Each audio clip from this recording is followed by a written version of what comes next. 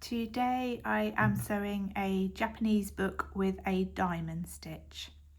So this design has got 3 sets of holes. This book is 14 by 20 centimeters. So my 3 lines that I drew were at the 1, 2 and 3 centimeter from the left edge. The holes are the same on the first line as they are on the third. So for this size book, they were at 2.5, 5.5, 8.5 and 11.5. And then the holes on the middle line are at 1, 4, 7, 10 and 13 centimeters from the bottom. So I'm ready for sewing. As with all the Japanese stitches, I'm going to go in between the last of the inside pages and the back cover to the last hole on the bottom.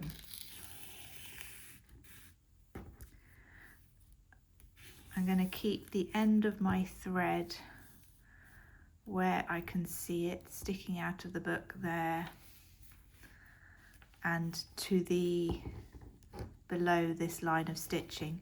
If the thread goes up here, it can be a bit difficult to find it at the end, so I'm going to leave it down there if possible. So we're first going to go across to this end hole,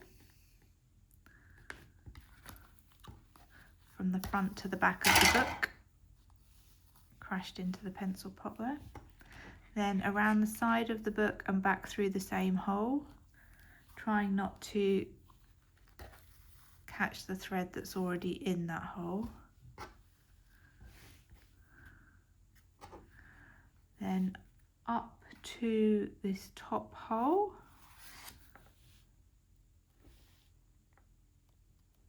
it's usually easier to do it from the back to the front, or to turn the book if you're going from the back to the front.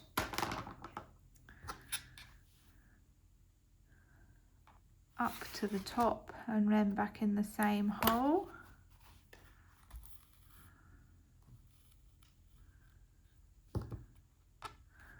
And then back down to this hole. So you should be able to see the start of the first diamond shape. And then finally, for this section, into the hole we started in.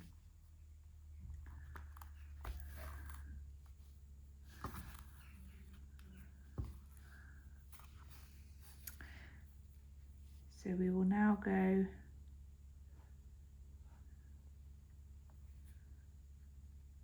across to here,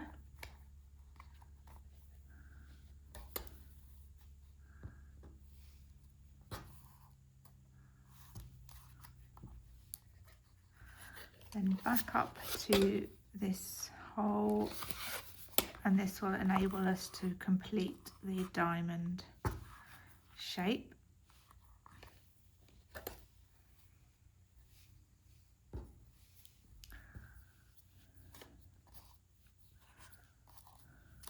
So the first diamond is now completed.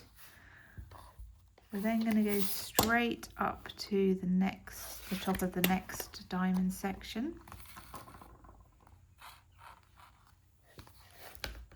Each stitch I do, I'm checking that I haven't got the thread caught anywhere, and I'm pulling it as tight as I can.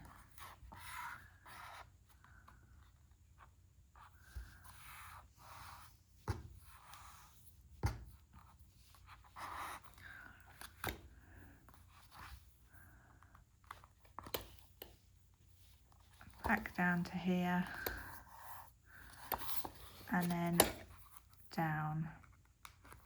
I have left a section open here, that's fine, that's what we're going to use when we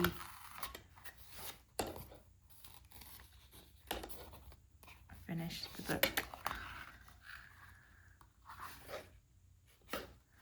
At the end. So we're now going to go across to here,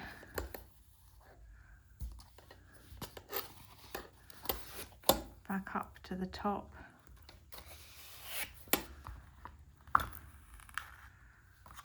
and back down again. So from this point on, we're finishing the top half of the diamond each time, but we're not finishing the bottom half because that's going to give us our spaces to come back along at the end. So up to the third section.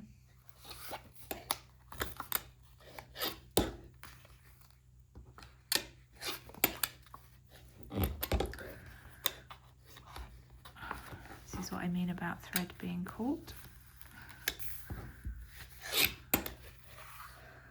Around that section and back through the same hole.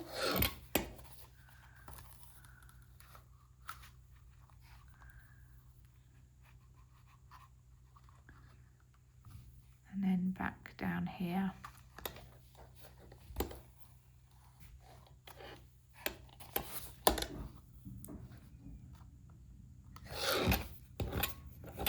And down again.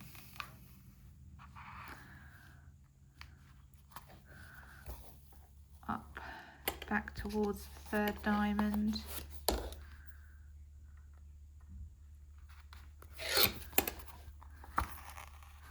Through that hole again. So that's another top half of a diamond completed. So we're now going to go on to start the fourth and last diamond by going up to this top section. Around the top and in through the same hole again.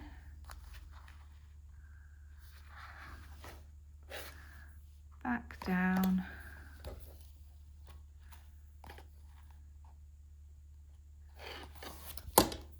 And across.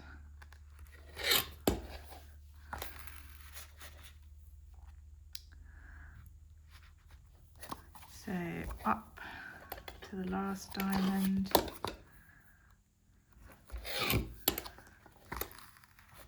Up and across. For this last one we then need to go across to the side and back through the same hole.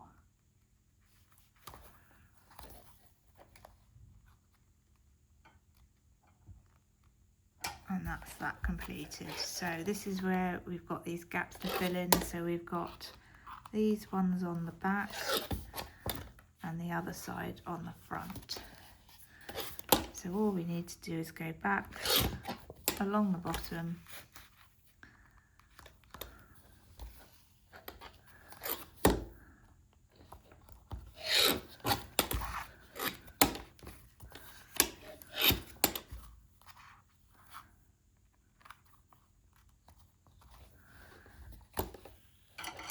two diamonds complete.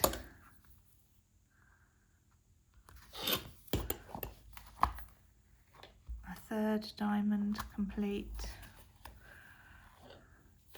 And then for the last stitch, so if you've got a clip on it, you can remove that at this point because it should stay intact. Just check that all of your stitches are nice and tight.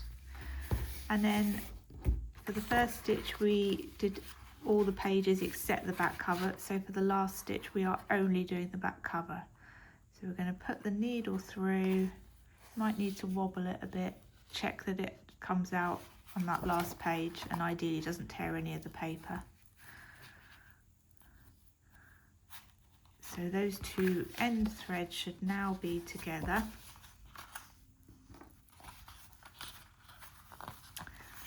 So we can tie a knot, nice reef knot, left over right, right over left, but I've done it the opposite way because that's where my threads were sitting.